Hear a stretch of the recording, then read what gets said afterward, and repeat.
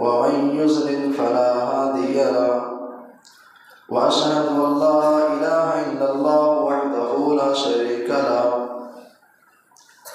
وأشهد أن محمدا عبده ورسوله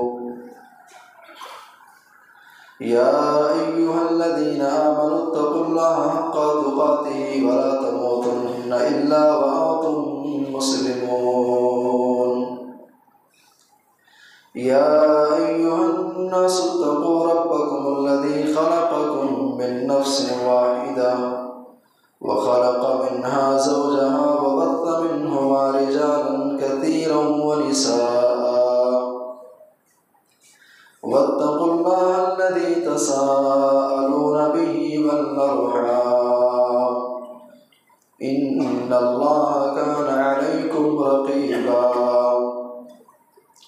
يا أيها الذين آمنوا اتقوا الله وقولوا قولا سديدا يصلح لكم أعمالكم ويغفر لكم ذنوبكم ومن يطع الله ورسوله فقد فاز فوزا عظيما أما بعد فإن خير الحديث كتاب الله وخير الهدي هدي محمد صلى الله عليه وسلم وشر الأمور محدثاتها وكل محدثة بدعة وكل بدعة ضلالة وكل ضلالة في النار فأعوذ بالله من الشيطان الرجيم بسم الله الرحمن الرحيم يا أيها الذين آمنوا اتقوا الله ولتنظر نفس ما قدمت لغد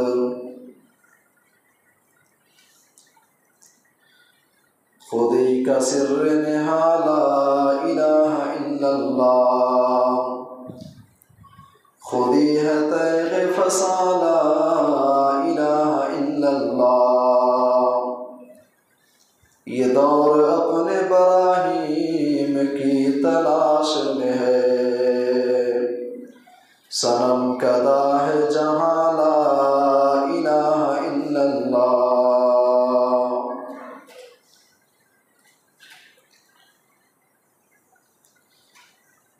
محترم حاضرین جمعہ، دینی و اسلامی بھائیوں، نوجوان ساتھیوں، آواز سن رہی اسلامی خواتین، رمضان 2025 کا آج یہ آخری خطبہ جمعہ ہے، اور آپ سب بخوبی جانتے ہیں کہ مسلم معاشرے کے اندر رمضان کے آخری جمعہ کو الوداعی جمعہ کے نام سے جانا جاتا ہے۔ جمعۃ الوداع بھی کہا جاتا ہے، رخصت والا جمعہ بھی اس کو کہا جاتا ہے۔ اور صرف نام ہی نہیں دیا جاتا ہے بلکہ بہت سارے مسلمان بھائی ہیں جو رمضان کے آخری جمعہ کی مناسبت سے خصوصی طور پر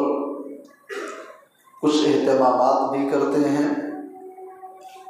بہت سارے مسلم گھرانے آپ خود دیکھیں گے، آپ نے دیکھا بھی ہوگا، رمضان کے آخری جمعہ کی مناسبت سے گھروں کی صفائی کرنے کا اہتمام کرتے ہیں، اچھے سے اچھا لباس بلکہ نیا لباس پہننے کا اہتمام کرتے ہیں، اور یہ عقیدہ رکھتے ہیں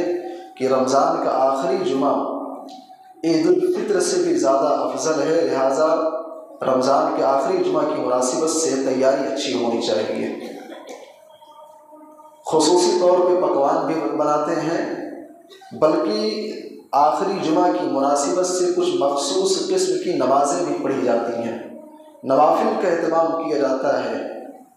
قضائے عمری کی جاتی ہے، زندگی بھر کی جتنی نمازیں چھوٹی ہیں ساری کی ساری نمازیں مخصوص انداز میں پڑھ لو،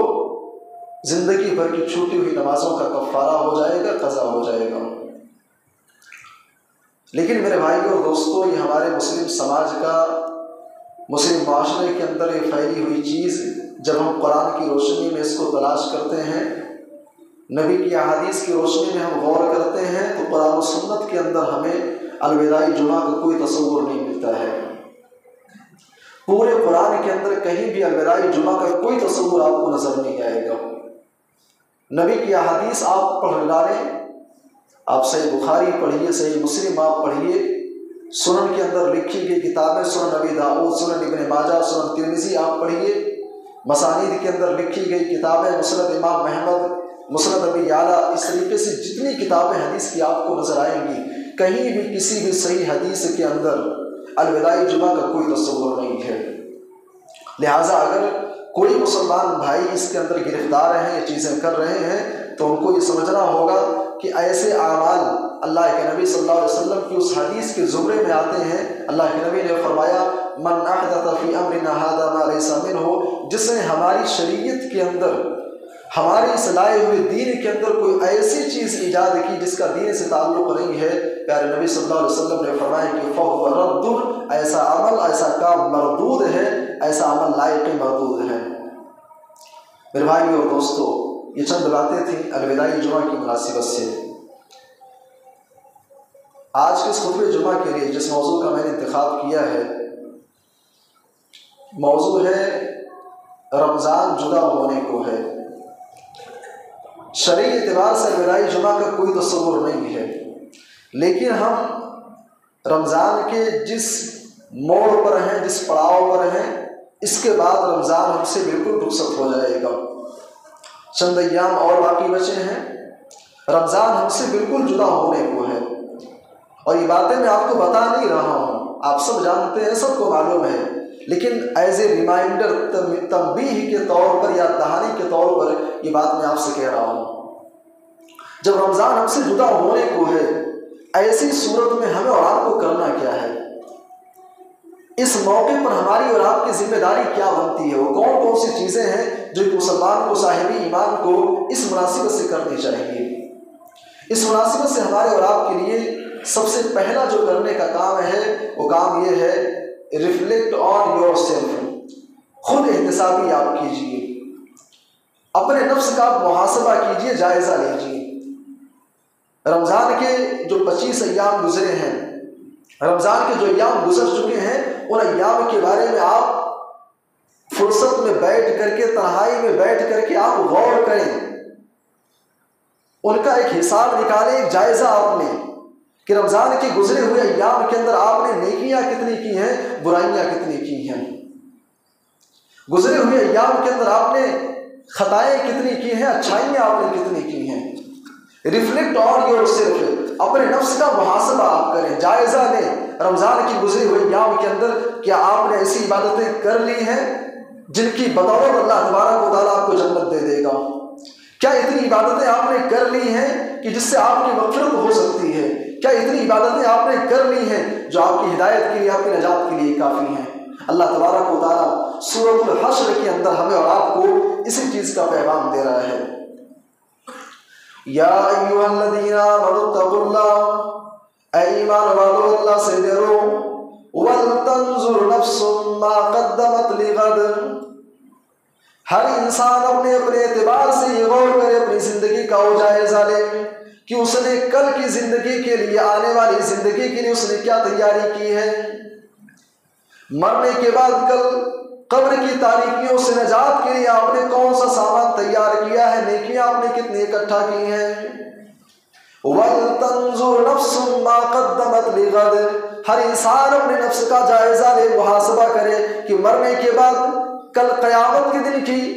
دہشت کے لیے، وحشت کے لیے، قیامت کے دن کے لیے آپ نے کیا انتظام کیا، نیکیاں آپ نے کون سی جمع کی ہیں۔ اسی لیے عمر بن خطاب رضی اللہ تعالیٰ عنہ بار بار یہ جملے کہا کرتے تھے، حاسبوا انفسکم قبل ان تحاسبوا،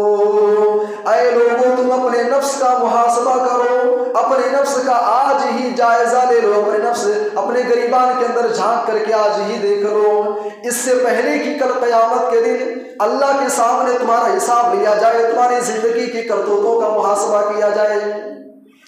حاسبوا انفسکم قبل ان تحاسبوا، آج دنیا کے اندر اپنے نفس کا محاسبہ کر لیا جائے۔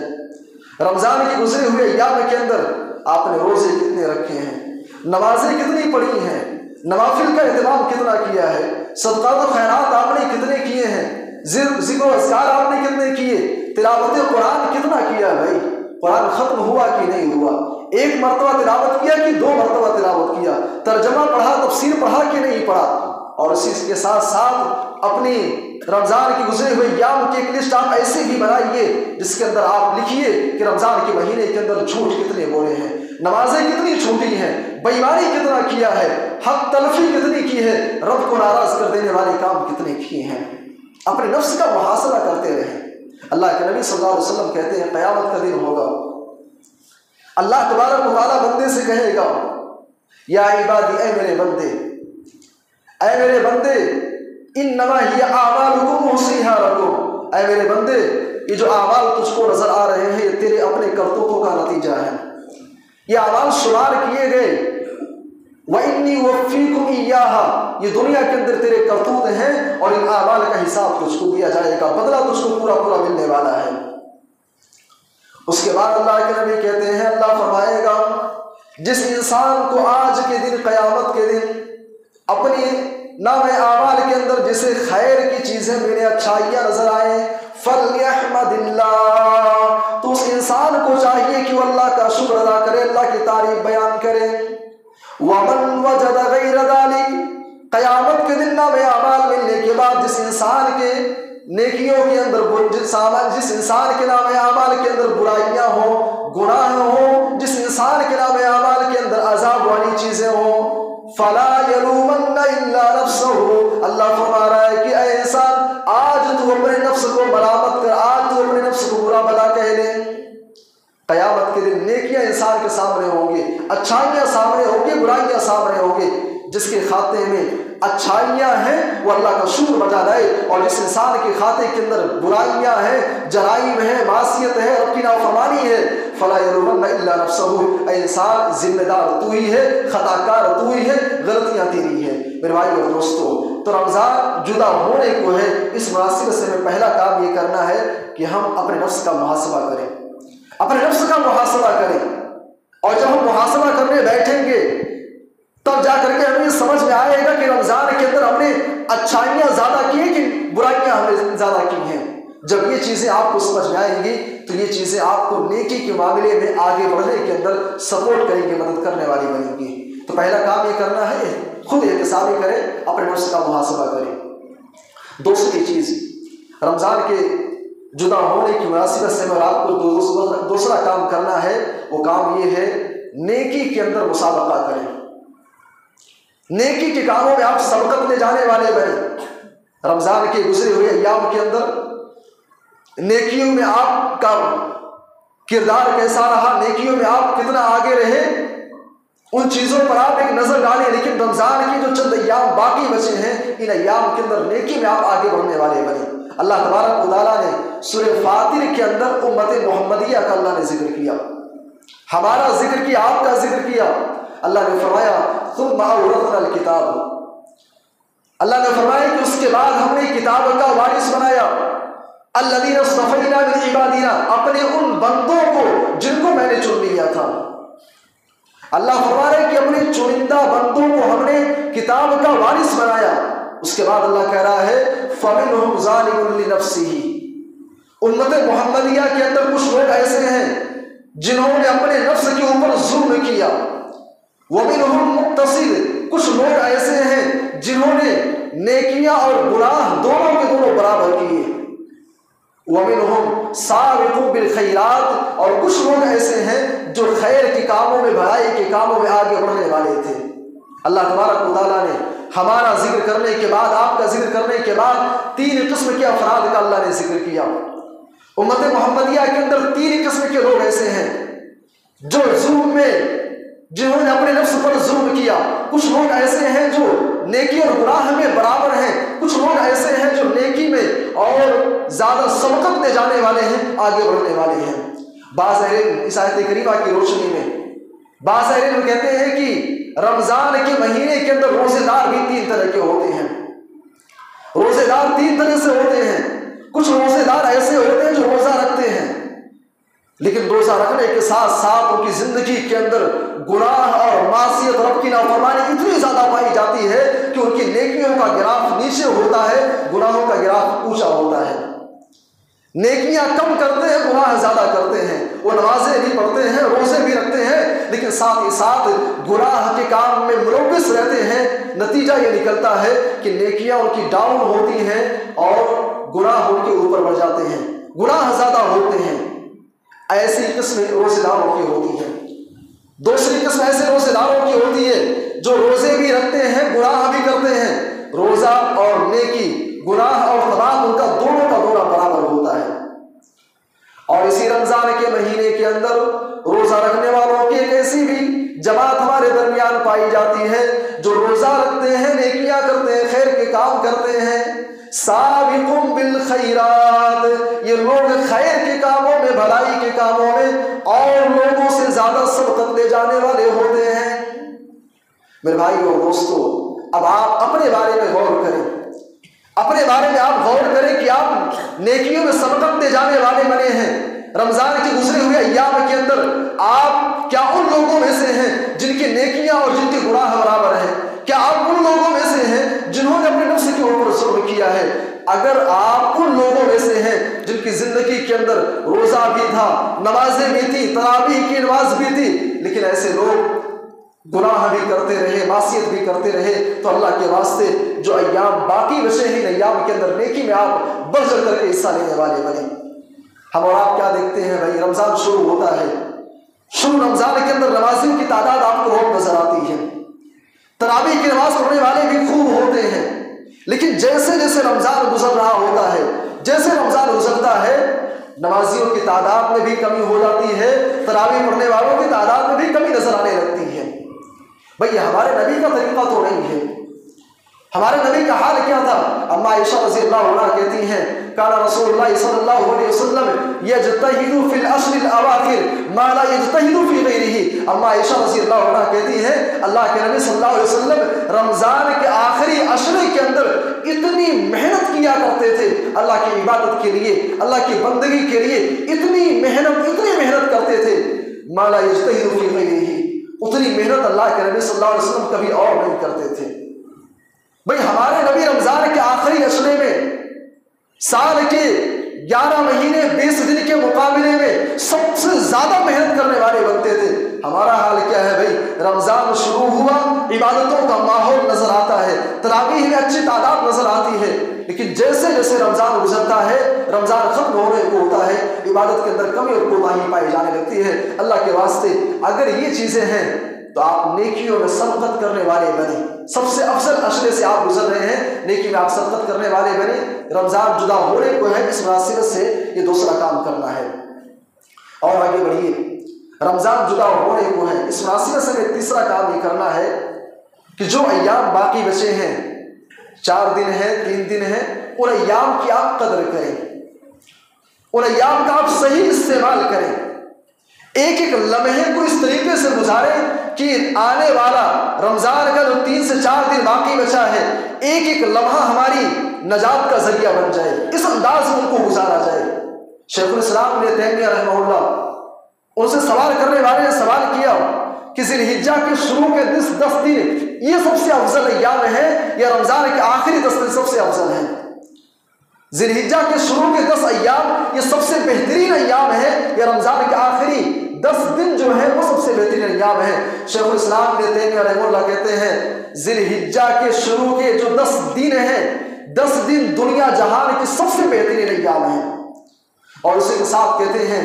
माह रमजान के आखिरी 10 अय्याम की जो रातें हैं,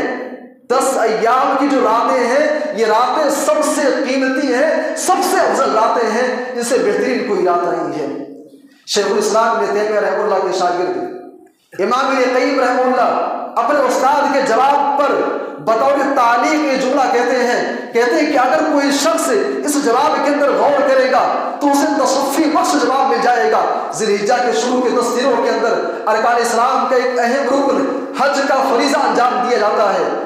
अशरे ज़िलहिज्जा के अंदर शुरू के 10 दिनों के अंदर यौम अरफा है, कुर्बानी है, इसलिए ज़िलहिज्जा के शुरू के अय्याम सबसे अफजल अय्याम है।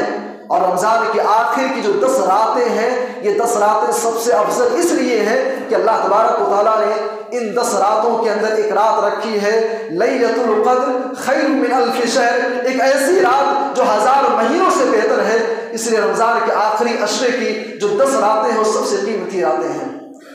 سب سے قیمتی راتیں ہیں۔ میرے بھائی اور دوستو، میں بتانا یہ چاہتا ہوں کہ ہم جس اوقات سے گزر رہے ہیں، رمضان کے جن ایام سے ہم گزر رہے ہیں، یہ رمضان کے نہیں بلکہ دنیا جہان کے سب سے قیمتی ایام ہیں۔ یہ ہماری بہت بڑی بدنصیبی ہوگی کہ رمضان کے سب سے قیمتی ایام کو، سب سے قیمتی راتوں کو ہم اللہ کی عبادت، اللہ کی بندگی کے بجائے دنیاوی امور کے اندر، دنیاوی چیزوں کے اندر ہم صرف کر دیں۔ یہ اوقات بڑی قیمتی ہیں، جب اوقات قیمتی ہیں تو ان کی قدر ہونی چاہیے، ان کی قدر ہونی چاہیے، ان کا صحیح استعمال ہونا چاہیے۔ اللہ کے نبی صلی اللہ علیہ وسلم رمضان کے آخری عشرے کی راتوں میں اللہ کے نبی صلی اللہ علیہ وسلم پوری رات اللہ کی بندگی کیا کرتے تھے۔ بھئی اللہ کے نبی تو معصوم الخطا تھے، آپ کے گئے پچھلے گناہ معاف کر دیے گئے تھے، اس کے بعد نبی کا حال یہ ہے کہ رمضان کے آخری عشرے کی راتوں میں اللہ کے نبی صلی اللہ علیہ وسلم پوری رات جاگا کرتے تھے، اور صرف اکیلے نہیں جاگتے تھے، گھر والوں کو بھی بیدار کرتے تھے۔ بعض اسلاف کے بارے میں آتا ہے، عبداللہ ابن عباس رضی اللہ عنہ رمضان کے آخری عشرے کے اندر جب داخل ہوتے، راتوں میں اپنے گھر والوں کو زبردستی بیدار کیا کرتے تھے، نہیں اٹھتے تھے، ان کی آنکھ پر، ان کے چہرے پر پانی کے چھینٹے مارتے تھے، ان کو بیدار کرتے تھے۔ رمضان کی سب سے قیمتی راتیں، سب سے بہترین ایام ہیں، اللہ کی بندگی میں گزارنی چاہیے۔ اسی لیے بعض اسلاف کہا کرتے تھے، آپ نے یعقوب علیہ السلام کا واقعہ سنا ہے، آپ نے یوسف علیہ السلام کا واقعہ سنا۔ یعقوب علیہ السلام کے بیٹے یوسف ان سے جدا ہو گئے تھے، اور وہ منظر بھی آپ کو یاد ہوگا جب یوسف علیہ السلام نے اپنا کرتا، اپنی قمیص واپس بھیجی، لینے والا جب لے کر کے یعقوب علیہ السلام کے پاس آتا ہے، یعقوب علیہ السلام دور سے ہی اپنے بیٹے کی خوشبو محسوس کر لیتے ہیں۔ بعض اسلاف کہتے ہیں، اے لوگوں، رمضان کے اس مہینے کے اندر یوسف علیہ السلام سے ملاقات کی ہوا چل پڑی ہے، اگر تم اس خوشبو سے اب اس خوشبو کو محسوس کر لو، تمہاری بینائی لوٹ آئے گی۔ بعض اسلاف کہتے ہیں کہ وصال یوسف سے ملاقات کی ہوا چل پڑی ہے، اگر تم اس خوشبو کو محسوس کر لو، تمہاری آنکھوں کی بینائی لوٹ آئے گی۔ کہنا یہ چاہتے ہیں، بتانا یہ چاہتے ہیں، تشبیہ یہ دینا چاہتے ہیں، رمضان کا یہ مہینہ مغفرت کا مہینہ، برکتوں کا مہینہ، رب کی رحمتوں کے نزول کا مہینہ، جہنم سے آزادی کا مہینہ۔ انسان اگر ان کی قدر کر لے، انسان ان کا صحیح سے استعمال کر لے، تو انسان کی تاریک زندگی کے اندر روشنی آ جائے گی، انسان کی بے نور زندگی کے اندر، انسان کا یہ بے نور جو لائف ہے، اس بے نور لائف کے اندر چمک آ جائے گی، نور آ جائے گا، روشنی آ جائے گی۔ جس طریقے سے یعقوب علیہ السلام کی زندگی کے اندر یوسف علیہ السلام کی خوشبو ان کی قمیص کو ان کی آنکھوں پر پھیرا گیا تو ان کی بینائی لوٹ آئے گئی، ایسے ہی انسان رمضان کو گزار لے صحیح معنوں میں تو انسان کی زندگی تبدیل ہو جائے گی۔ میرے بھائی اور دوستو، تو تیسری چیز ہے جو باقی ایام ہیں، ایک ایک لمحے کو کوشش کریں اللہ کی بندگی میں، اللہ کی عبادت میں گزریں۔ اسی کے ساتھ رمضان جدا ہونے کو ہے، ایک اور کام کریں،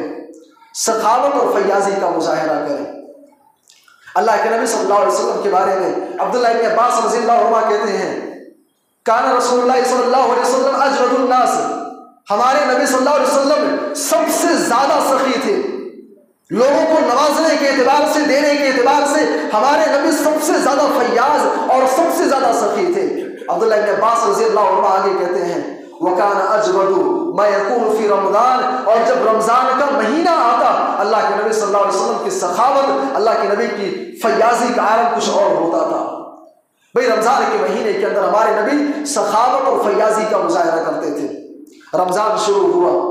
یو پی، بہار، بنگال سے بہت ساری جگہوں سے سفرا کو آتے ہوئے میں نے دیکھا، باہر اعلان ہوتا تھا، چندے کے لیے بیٹھتے تھے، آپ ہی لوگوں نے بڑھ چڑھ کر کے ان کا تعاون کیا، بہت اچھی بات ہے بھائی، جس نے بھی تعاون کیا اللہ قبول فرمائے۔ لیکن افسوس کی بات یہ ہے، رمضان کے پہلے عشرے کے اندر، دوسرے عشرے کے اندر، شروع کے 20 دنوں میں آپ نے خوب خرچ کیا اللہ کی راہ میں، لیکن رمضان کا جب سب سے قیمتی ایام چل رہا ہے، میں باہر دیکھتا ہوں بہت سارے سفرا بیٹھے رہتے ہیں، بڑی معمولی سی تعاون ان کی ہوتی ہے۔ بھائی ایسا کیوں ہے؟